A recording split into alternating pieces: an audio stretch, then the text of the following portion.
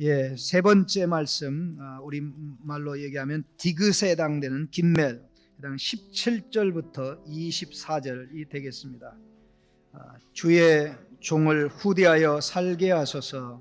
그리하시면 주의 말씀을 지키리이다. 내 눈을 열어서 주의 율법에서 놀라운 것을 보게 하소서.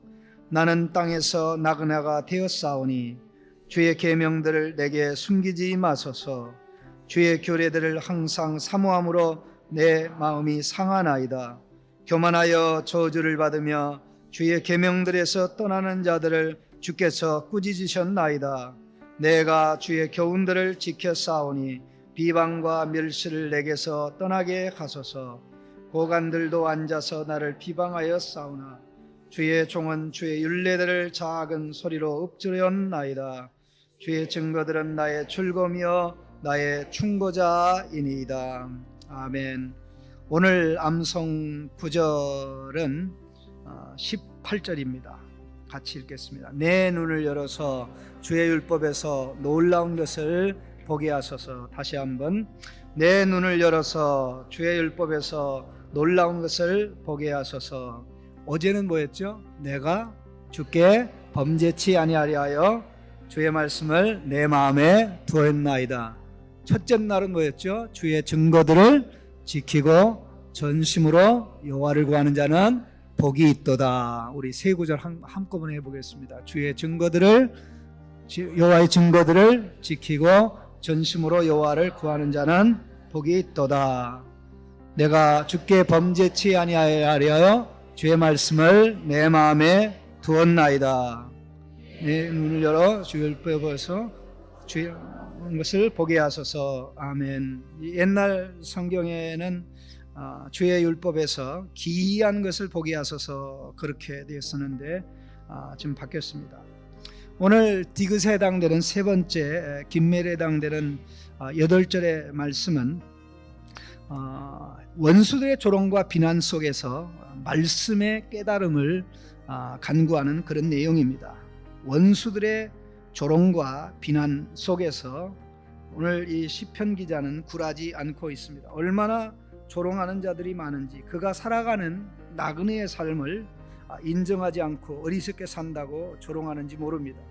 21절에 교만한 자라는 언급이 나와 있습니다. 그리고 22절에 내가 주의 교훈들을 지켜 싸우니 비방과 멸시를 이라는 언급이 나옵니다. 그리고 23절에 고관들도 앉아서 나를 비방하여 싸우나 주의 종은 주의 율례들을 작은 소리로 엎지렸나이다. 외적인 어려움이 있습니다. 그 어려움은 자기로 말미암아 빚어진 어려움이 아니라 이 시편 기자가 혹은 다윗이 말씀대로 살아가는 사람이 처해 있는 상황 속에서 사람들이 그의 삶을 보고 말씀의 길로 가는 그의 삶을 보고 조롱하고 비난하고 멸시하는 것입니다. 조롱하고 비난하고 멸시받는 그런 상황에서 굿하지 않고 말씀의 길을 가셨던 바로 그분이 영원한 말씀이시며 말씀이 육신이 되어 우리 가운데 거하신 은혜와 진리가 풍성하신 예수 그리스도였다는 사실 우리는 너무나 잘 알고 있습니다.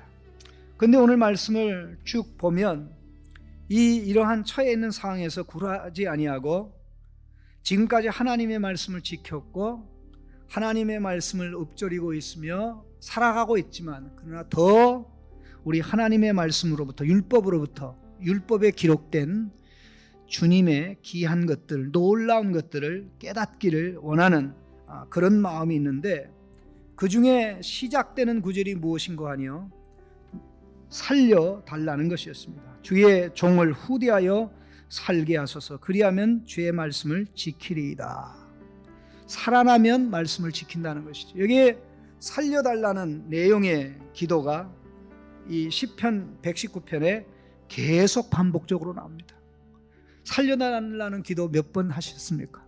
어제 제가 묻기를 주여 말씀을 가르쳐 주옵소서. 그 기도가 변두리에 있나 중심에 있나 말씀을 물었습니다마는 오늘 제가 또 이어서 묻고 싶은 질문은 주여 나를 살려주옵소서.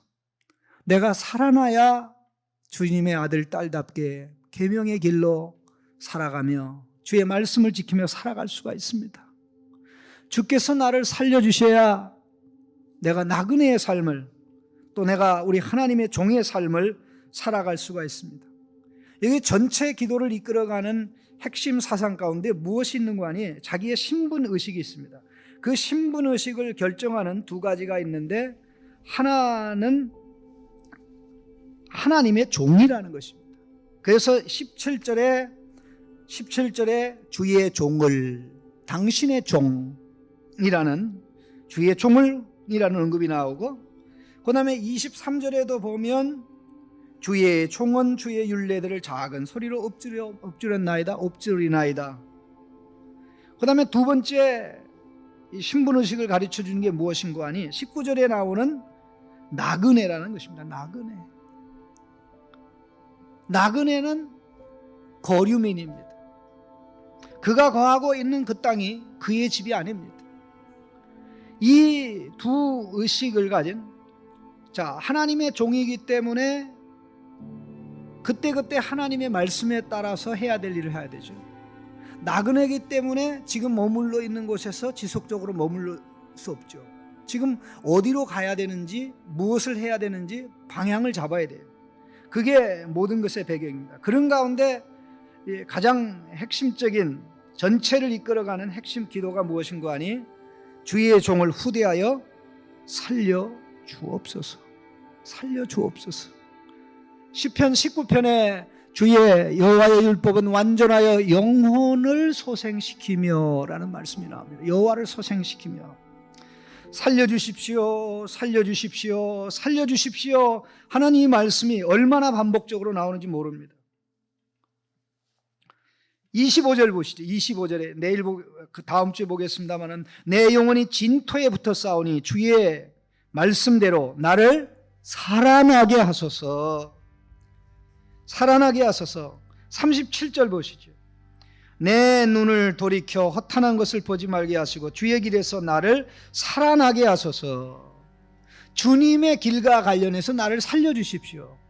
주님의 길에 대한 감각, 영적 감각이 살아나게 하십시오. 그러면 그 길로 가는 거죠. 그 다음에 40절 보시죠. 바로 밑에입니다. 내가 주의 법도들을 사모하여 싸우니 주의 의로 나를 살아나게 하소서. 계속 나옵니다. 77절 하나만 더 보겠습니다. 77절 한 장만 넘기면 됩니다. 주의 국률이 여기심이 내게 임하사 내가 살게 하소서. 주의 법은 나의 즐거움이니이다. 살려주십시오. 제가 살아나야 주님의 말씀을 지킬 수가 있습니다. 살리는 것이 우리 하나님의 말씀입니다. 예수님은 얼마나 이것을 중요하게 말씀하셨는 줄로 압니다. 자기 아들이 살기를 위해서 예수님께 와서 예수님을 모시고 자기 동네로 가려고 했던 신하에게 예수님 뭐라고 그랬습니까? 너희는 표적과 기적을 보기 전에는 나를 믿지 아니하는도다. 가라, 내 아들이 살았느니라. 돌아가는 길에 그를 영접하러 나오는 종을 만났습니다. 주인 어르신, 예수님 안 데려오시길 잘했습니다. 뭔데? 아들이 살아났습니다. 아니야. 언제 살아났냐? 어제 몇 시쯤 살아났어. 야 이놈아, 그때 예수님이 내 아들 살았다 말씀한 그 순간이야. 주님이 살라고 하면 사는 줄로 믿습니다. 우리 주님께서 말씀하시기를 진실로 너희에게 이르노니 죽은 자들이 하나님의 아들의 음성을 들을 때가 오나니 이때라. 듣는 자는 살아나리라. 주님의 음성은 살리는 음성입니다. 주님의 말씀은 살립니다. 왜? 주님이 말씀하실 때 성령이 역사하기 때문입니다. 제가 가장 좋아하는 구절 중에 663이 있습니다. 요한복음 6장 63절 663. 63빌딩 앞에 6을 붙이면 됩니다. 663. 살리는 것은 영이니 육은 무익하니라. 내가 너희에게 이른 말은 영이여 생명이니라. 말씀을 통해 성령이 역사하고 생명을 주니까 예수 생명으로 살아난 우리에게 우리 주님께서 말씀합니다. 천사들이 감옥에 있는 사도들을 끌어내고 하는 말씀이, 너희는 가서 성전에 서서 이 생명의 말씀을 다 백성에게 전하라. 말씀을 전할 때 생명의 역사가 일어나기 때문입니다. 이 주의 말씀을 깨닫고 주의 말씀대로 가기 위해서는 말씀이 주는 생명을 체험해야 되는데 성령 하나님께서 우리를 살려주셔야 됩니다. 그래서 주의 종을 후대하여 살게 하소서. 그리하면 주의 말씀을 지키리이다. 자, 주의 말씀을 지키기 위해서는 뭘 해야 됩니까? 주의 말씀이 가르치는 내용을 알아야 됩니다. 눈이 열려야 되는 거죠. 내 눈을 열어서 주의 율법에서 놀라운 것을 보게 하소서. 여기서 말하는 놀라운 것은 무엇을 얘기합니까? 놀라운 것은 율법체계, 시편도 율법이고 선지서도 율법이고 역사서도 율법이고 모세오경 전체도 율법이고 신구약 전체도 율법이라고 할 수 있을 터인데 그 안에는 하나님이 하신 놀라운 일들이 기록이 되어 있습니다. 그것을 우리는 이 놀라운 것을 우리는 이적이라고 얘기합니다. 이적이면 이 놀랍게 하는 것, 그런 뜻입니다. 영어에는 원더라고 얘기합니다. 원더, 놀라게 하는 것, 이적 혹은 기적 혹은 표적이라고 얘기하는 것입니다. 우리 하나님께서 하시는 이 일은 모든 것이 놀라운 일입니다. 그 어느 것 하나 놀라운 일이 아닌 게 없습니다. 이스라엘 백성이 애굽에 있을 때 그들을 구원하기 위해서 하나님이 행하신 10가지 재앙 전부 다 놀라운 일입니다. 그들이 호례를 걷는 것 놀라운 일입니다. 불과 불기둥을 통해서 하나님이 그들을 보호하고 인도하고, 이게 놀라운 일입니다. 만나가 내려서 40년 동안 먹은 거, 이게 놀라운 일입니다. 그들이 광야에서 죽지 않고 살아남은 것, 옷이 떨어지지 않은 것, 그 다음에 신발이 닳지 않은 것, 이게 우리 하나님께서 하시는 놀라운 일입니다. 이 놀라운 일은 작은 몇 큐빗 안 되는 이 머리를 가진 우리가 이해할 수가 없어요. 하나님이 열어주시고 눈을 열어주시고 귀를 열어주시고 우리의 삶의 일반적인 하나님의 은혜, 일반적인 은총과 특별한 은총인 구원의 은혜가 우리 앞에 있고 뒤에 있지만 눈이 열리지 않으면 도무지 볼 수가 없습니다. 깨달을 수가 없습니다. 표적과 이적과 기적이 없어서 이스라엘 백성이 광야 40년 동안 반항하고 고욕하고 대항한 것이 아니라 그것들을 볼 수 있는 눈이 없어서, 깨달을 수 있는 마음이 없어서 그랬습니다. 얼마나 경이스럽고 놀라운 것으로 가득 찼는지 모릅니다. 욥이 자신만만했던 게 뭡니까? 자기는 경건하고 자기는 의롭기 때문에 자기만큼 하나님에 대해서 정확하게, 심지어는 하나님의 오묘한 것까지도 정확하게 알 수 있는 사람이 없다고 자신만만해하지 않았습니까? 그러나 하나님이 나타나실 때 그가 고백한 내용이 무엇입니까? 내가 알지 못하는 것을 말하였고 오묘한 것을 무지하게 말하였나이다. 욥기서에 이 고백이 많이 나옵니다. 37장 5절에 하나님은 놀라운 음성을 내시며 우리가 헤아릴 수 없는 큰 일을 행하시느니라. 욥이여 이것을 듣고 가만히 있어서 하나님의 오묘한 일, 이게 놀라운 일입니다. 깨달으라. 무지한 말로 이치를 가리는 자가 누구니까? 나는 깨닫지도 못한 일을 말하였고 스스로 알 수도 없고 헤아리기도 어려운 일을 말하였나이다. 시편에 이것이 얼마나 많이 나오는지 몰라요.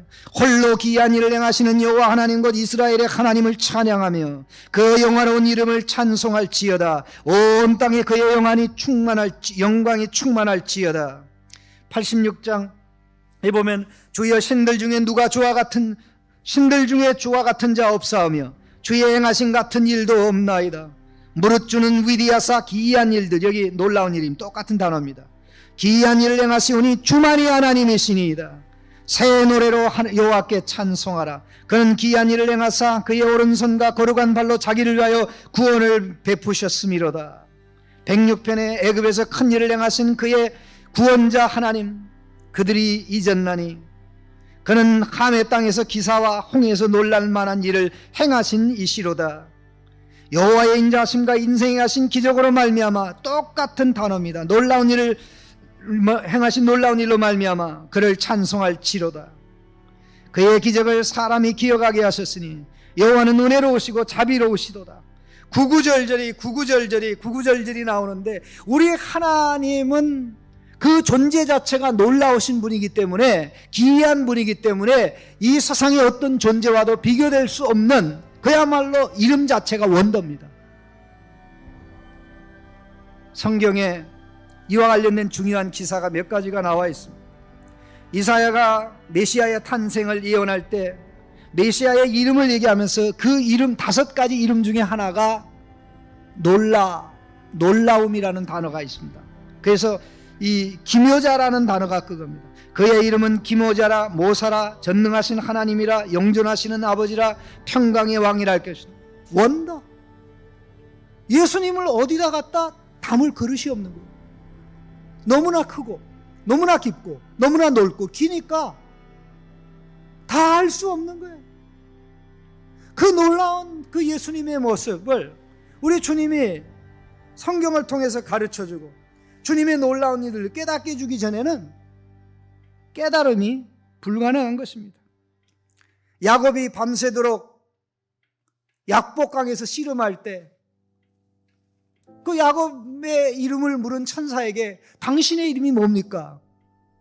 그랬을 때에 천사가 하도 어이가 없어서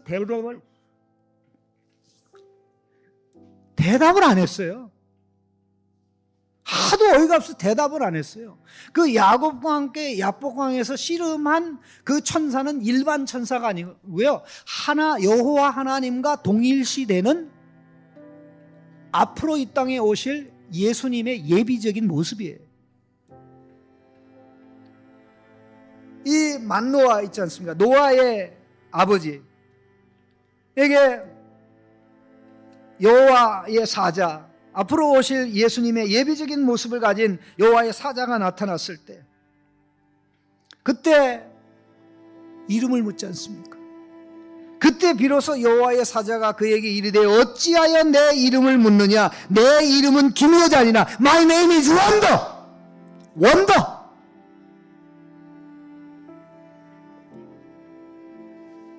그러니 주님이 행하신 모든 일, 우리는 세상에서 남들이 하지 못하는 것을 하는 사람을 기인이라고 얘기합니다. 아니 뭐 숟가락 그거 부러뜨리는 게 그게 내 영혼에 무슨 도움이 됩니까? 예?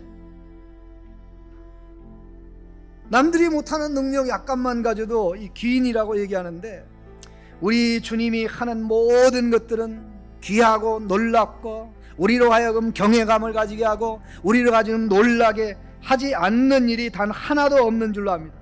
그 중심에 예수님이 계시고 우리가 그렇게 만들어지지 않았습니까? 시편 139편에 보면 내가 주께 감사함은 나를 지으심이 심히 기묘하심이니라. 이게 원더 그 말입니다. 주께서 하시는 일이 기이함을 내 영혼이 잘 아나이다.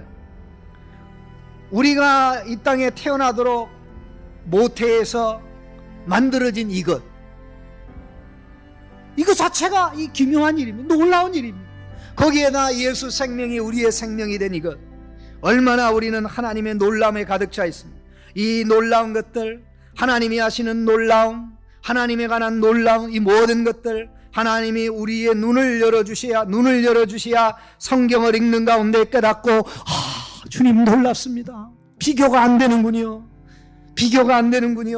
주님이 너무 위대해서 상상이 안 됩니다. 주여 나로 하여금 보고 깨닫게 하여 주십시오 하는 이것, 우리가 끊임없이 기도해야 될 내용인 줄로 압니다. 우리가 생각해야 될 한 가지가 더 있습니다.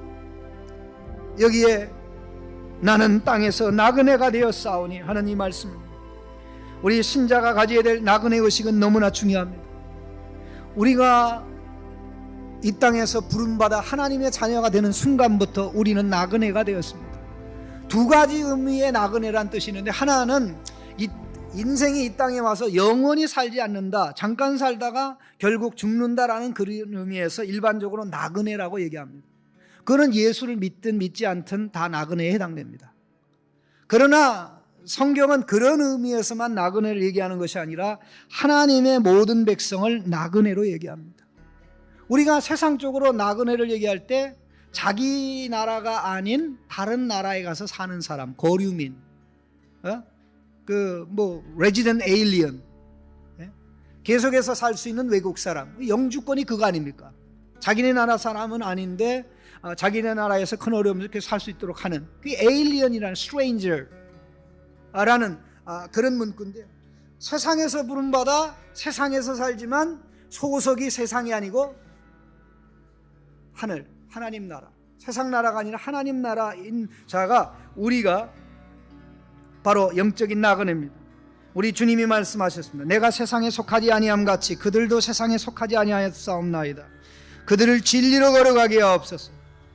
우리의 시민권은 하늘에 있는지라. 빌립보서 3장에 거기로부터 구원하는 자 곧 주 예수 그리스도를 기다리노니, 이 나그네의 이 모습은 너무나 중요합니다. 베드로를 통해서 말씀하시기를, 사랑하는 자들아 거류민과 나그네 같은 너희를 권하노니 영혼을 거스려 싸우는 육체의 정욕을 제어하라. 이 거류민에게 가장 중요한 게 뭡니까? 우리가 여행 갈 때 여행 필수품 중에 반드시 들어가는 게 뭡니까? 지도 있어야 됩니다. 지도 없으면 낭패입니다. 물론 요즘에는 지도가 없어도 차에 내비게이션이 다 달려있기 때문에 큰 어려움이 없는데, 옛날에는 그렇지 않았습니다. 요즘에는 이 얼마나 시대가 좋은지요, 이 아이폰만 가지고 다니면 거의 다 해결됩니다. 성경 말씀은 나그네의 필수품입니다. 하나님의 말씀은 나그네의 필수품이에요. 성경 말씀은 나그네의 위성 지도입니다. 성경 말씀은 나그네의 내비게이션이에요. 성경 말씀은 나그네의 GPS. 요즘은 심지어 자전거에도 GPS가 달 수가 있습니다. 어디 가든지 GPS를 출발시키면 나의 현재 속도와 이동한 거리와 내가 움직이고 지금 현재 위치하고 있는 고도까지 다 나와요. 성경은 나그네의 위로자며 안내자며, 그런데 문제는 나그네가 이 지도를 가지고 있는데 지도를 볼 줄 몰라요. 제가 깜짝 놀라는 것 중에 하나는요, 우리 한국 분들 중에는 다른 나라 이 서양인들에 비해서 지도를 볼 줄 모르는 사람들이 더 많은 것 같아요. 바로 요 앞에 있는 길을 물어봐도 길 이름을 몰라요. 그 길은 왜 알아요? 그 건물 있는데.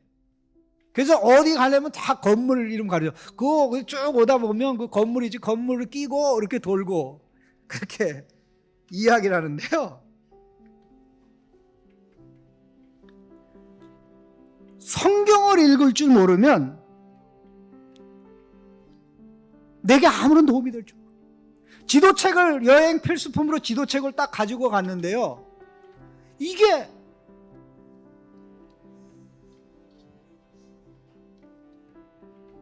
제일 중요한 게 뭡니까? 자기 현재 위치를 파악해야지. 현재 위치를 파악해야지. 그래서 항상 요즘에 이 아이폰에 보면 제가 여러 지도를 봅니다만 다음이 제일 아주 정확하고, 물론 김 기사도 있습니다만 거기 딱 보면 이 현 위치를 항상 제일 먼저 확인합니다. 왜냐하면 자기가 가다가 어딘지 모르니까 현 위치를 누르면 자기가 현재 있는 게 GPS와 연결이 돼가지고 딱 나옵니다. 그 다음에는 상황 파악입니다. 방향 감각을 느껴요. 내가 지금 동쪽으로 가고 있나? 서쪽으로 가고 있나? 남쪽으로. 위치 파악, 방향 파악. 그럼 방향 파악이 되면 그 다음에 내 목적지가 어딘데? 목적지가 어딘데? 그런데 놀라운 것은요, 위치를 알고 또 방향을 알고 어디로 가야 되는지 확인하려면 이 지도의 이 축소와 확대 기능을 반복해야 됩니다.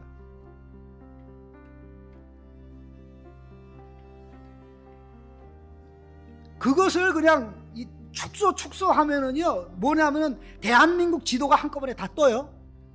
그러면 거기에 점이 나옵니다. 점. 혹시 우리 권사님도 우리 자녀들한테 물어보 한번 시험 좀 해달라 그랬어요. 점이 나와요. 그러면요, 이게 범위가 너무 넓어가지고 자기가 어디 있는지 몰라요. 이거는 마치 성경을 두리뭉실 아는 것과 똑같습니다. 두리뭉실. 성경 하나님 말씀이래, 영혼의 양식이래. 두리뭉실. 전혀 도움이 안 돼요. 어떻게 됩니까? 이거를 확대해가지고요. 이렇게 확대하면은 이제 이게 줌이 돼가지고요. 포커스가 돼가지고, 지금 이 상황에서도 제가 이 지도를 펴가지고 이렇게 딱 하면 세 개가 나오지만, 확대하면 창신교 요 자리가 정확하게 나옵니다. 하나님의 말씀은 넓게도 알아야 되지만 좁게 세부적으로 알아야 돼요.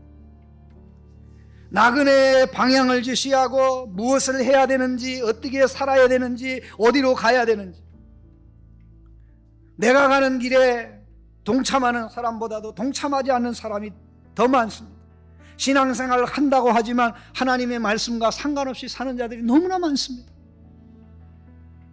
하나님 말씀을 전체를 볼 줄 알고 줌해가지고 세부적으로 볼 줄 알고, 이것이, 그래서 성경은 나그네의 노래요, 나그네의 안내책이요, 나그네의 지침이요, 나그네로 하여금 어디로 가야 되는지, 무엇을 해야 되는지, 자기가 있는 그곳에 집착하지 아니하고 하나님 나라를 향하여 나가도록, 하나님 나라의 생각을 가지고 살도록 역사합니다.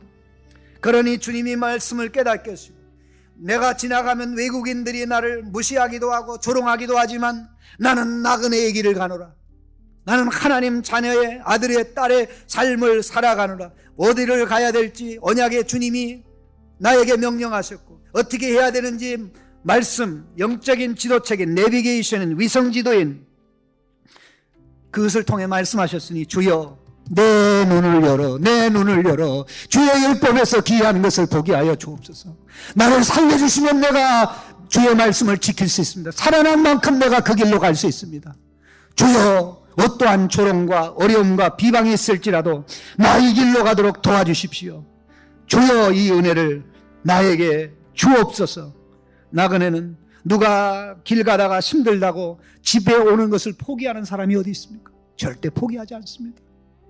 이 시간 기도할 때, 주여 말씀의 은혜를 주옵소서. 내 눈을 열어 주의 말씀에 기이한 것을 보게 하여 주십시오. 저를 살려주시면 제가 살아나서 주의 말씀의 길로 가겠습니다. 기도하시다가 돌아가시기를 바랍니다.